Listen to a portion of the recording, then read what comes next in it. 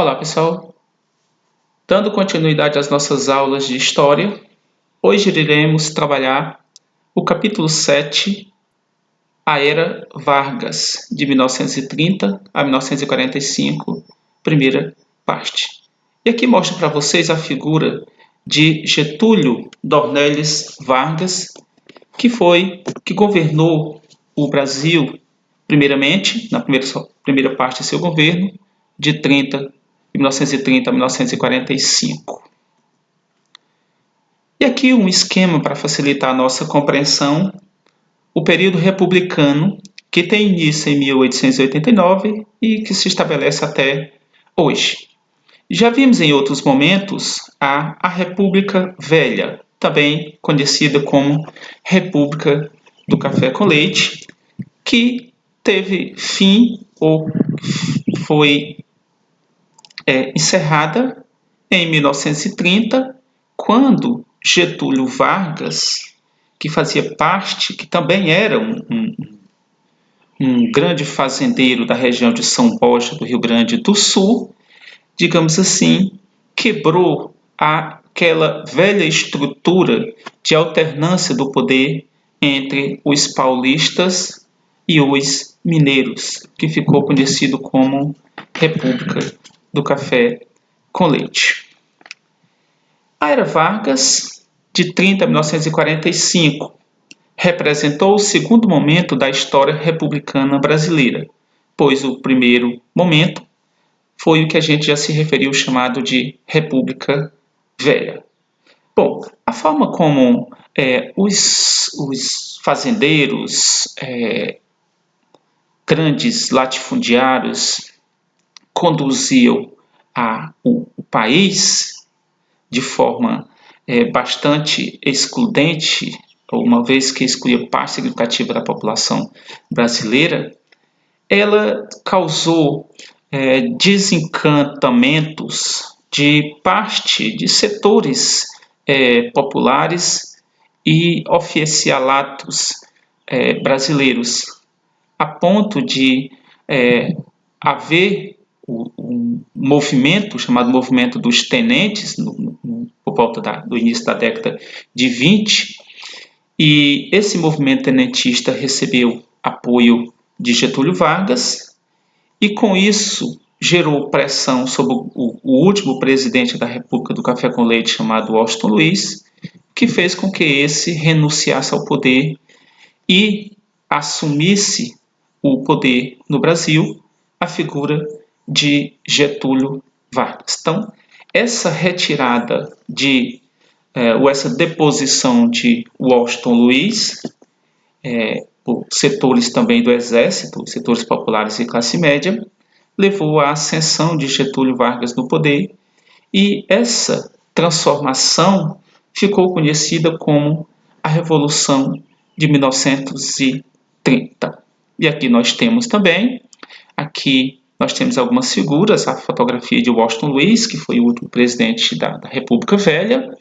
Aqui nós temos a figura de Getúlio Vargas com parte dos setores populares, classe média, que o apoiaram à ascensão do poder.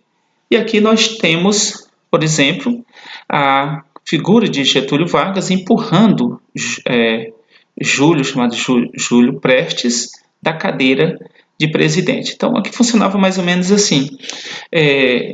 No esquema da República do Café com Leite, funcionava de 4 em 4 anos era um mineiro, e de 4 em 4 anos era um paulista. Então, e aqui o próximo presidente da República, por indicação dos paulistas, seria Júlio Prestes, né? E aí vem aquilo que eu me referi ao momento anterior, da tomada do poder por Getúlio Vargas. E aqui vocês estão vendo bem aqui uma figura de Júlio Prestes, que era um político paulista. O governo de Getúlio Vargas ficou dividido em algumas, digamos assim, a primeira parte do governo de Getúlio Vargas, de 30 a 1934, foi conhecido como governo provisório. Quando Getúlio Vargas ascendeu ao poder em 1930, ele a Constituição de 1891, que a gente também já viu em outros momentos, ela perdeu validade.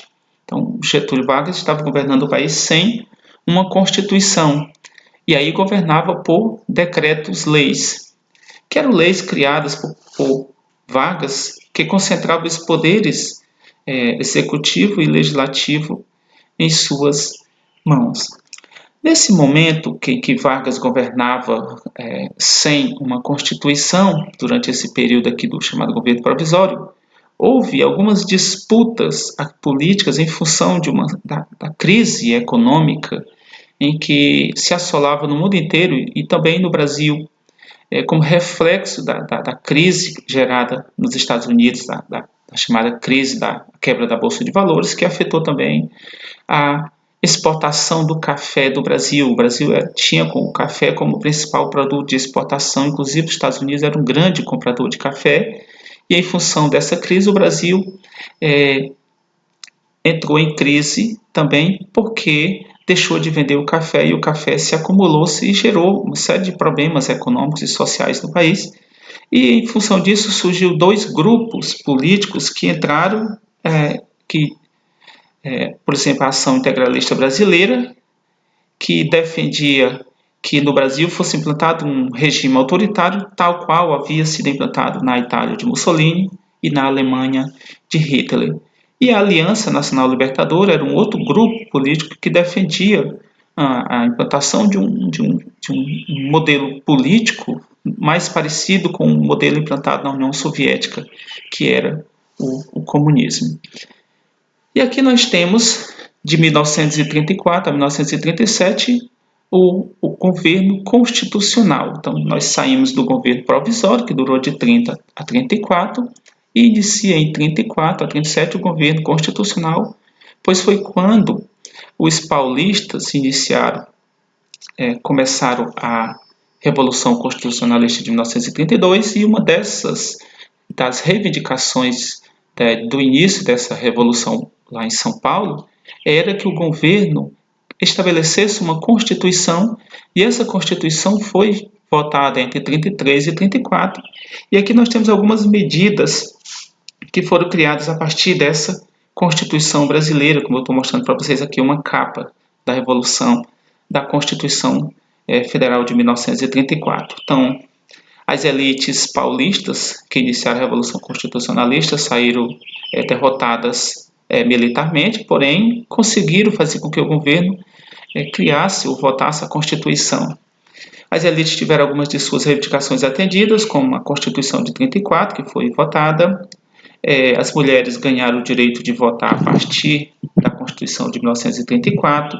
O voto que era aberto passou a ser secreto. Passou a ser obrigatório o voto para maiores de pessoas de 18 anos. Passou também a ser obrigatório, a partir dessa Constituição, a obrigatoriedade do serviço militar. O estabelecimento do ensino primário gratuito, que até então não havia, como a gente tem hoje a escola pública gratuita. Nacionalização de recursos minerais e hídricos do Brasil. E em 1934, a Assembleia Constituinte elegeu por voto indireto a presidência da República no cargo até 1938 de Getúlio Vargas. Vargas, que já governava o Brasil desde 1930. E aí, a partir de 1935, 36 e 37, Vargas estava no poder chamado do período constitucional. E a partir de volta de 1937, havia muita discussão a respeito de que o regime comunista poderia infiltrar adeptos aqui no Brasil e criar um movimento para que pudesse implantar o comunismo e derrubar o governo de Getúlio Vargas. E aí, nesse meio, a ação, um representante da Ação Integralista Brasileira, que a gente viu lá, um daqueles grupos políticos, e representantes do Exército, forjaram um suposto plano, dizendo que esse plano, chamado Plano Cohen, estaria sendo organizado aqui um grupo comunista para derrubar o governo de Getúlio Vargas. E aí Getúlio Vargas aproveitou desse pretexto para dar um golpe digamos assim, de Estado em 1937 e continuar sendo presidente do Brasil até 1945. Esse golpe foi dado posto que o mandato em que Vargas estava se encerraria em 1938 com a convocação de uma nova eleição. E com o golpe de Estado chamado o Estado Novo, Vargas torna-se um ditador e governa o Brasil até 1945, quando a gente tem início a terceira fase da era Vargas, né, que foi um regime de governo, ou seja, uma ditadura com uma tendência fascista, mais ou menos nos moldes daquela desenvolvida lá na França, ou melhor, lá na Itália de Mussolini e na Alemanha de Hitler. E aqui nós temos o golpe de 37, que Vargas anunciando aqui na rádio, que a partir de 1937 agora seria instaurado um novo governo, ou um novo regime político chamado o Estado Novo, que teve início em 10 de novembro de 1937. E aqui o golpe de Estado de 37, e aqui nós temos algumas figuras, a charge, aqui Getúlio Vargas, e aqui ao seu lado alguns representantes políticos de alguns estados que deram apoio a Getúlio Vargas. Na próxima aula, na segunda parte da aula, a gente fala das características do Estado, do golpe de Estado de 37, e aí vamos com algumas mudanças criadas por Vargas até 1945, quando termina o chamado regime do Estado Novo. Um grande abraço.